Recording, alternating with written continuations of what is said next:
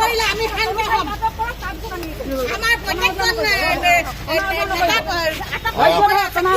ভয় কৰিছে, প্ৰশাসনে ভয় কৰিছে। ভয়ত মানে তেওঁলোকে আমাৰ প্ৰত্যেকজন মানে আমাৰ নেতাক মানে এৰেষ্ট কৰিছে। সেই তেওঁলোকক এৰেষ্ট কৰিছে বুলি আমি বহি নিদিওঁ। আমি আৰু অলপ আগবাঢ়িমহে, আৰু জোৰদাৰ আমি আগবাঢ়িম। অকল আমাৰ এজন দুজন নাই নহয়, বহুত আছে। গোটেই অসমৰ অসমীয়া আছে, গোটেই অসমীয়াই আহিব আমাক আন্দোলনত আমাক যোগদান কৰিছে। আজি বহুত অসমীয়া আমাৰ লগত যোগদান কৰিছে। আমি এই আন্দোলন কৰি যাম। গতিকে যেতিয়ালৈকে তনু চাহিক গ্ৰেপ্তাৰ নকৰে তেতিয়ালৈ চলাই যাম।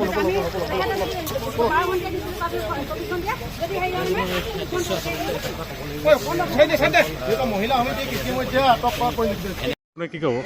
চাওক, দুলীয়াজানৰ শেহতীয়া যিটো পৰিস্থিতি, বিভিন্ন ধৰণৰ আইন শৃংখলাজনিত কাৰণৰ পৰা আৰম্ভ কৰি বিভিন্ন ধৰণৰ আজি আৰক্ষী প্ৰশাসন, গৃহ বিভাগৰ প্ৰতি যে জনসাধাৰণৰ ক্ষোভ, জনসাধাৰণৰ যিখিনি আৱেগ, জনসাধাৰণৰ যিখিনি আস্থা ক্ষেত্ৰত ক'ৰবাত যে ঘূণে ধৰিছে, এই কথাখিনিতে দুলীয়াজানবাসী ৰাইজ আজি স্তব্ধ হৈছে, আজি প্ৰতিবাদমুখৰ হৈছে। শান্তিপূৰ্ণ গণতান্ত্ৰিক প্ৰতিবাদত সমগ্ৰ দুলীয়াজানৰ ভৱানী মাৰ্কেট, গগৈ মাৰ্কেট, টিপলিংকে ধৰি ভাদৈ পাচলি টেঙা স্তব্ধ প্ৰায়। কাৰণ এই কথাৰে এটা প্ৰমাণ কৰিছে, তেজে ধোৱা দুলীয়াজানৰ এক নতুন ইতিহাস আমি লিখিবলৈ যোৱা নাই।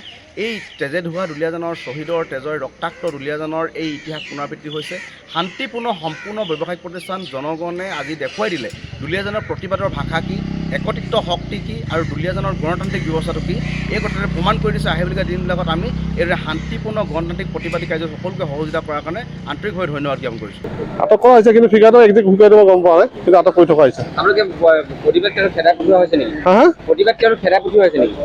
তেওঁলোকে ভালে বুজাই দিয়া হৈছে, গুচি গৈছে তেওঁলোকে। প্ৰতিবাদকাৰী তেনেকুৱা নাই। যিকোনো খবৰৰ বাবে যোগাযোগ কৰক 7099017330 লগতে 7099017110 নম্বৰত।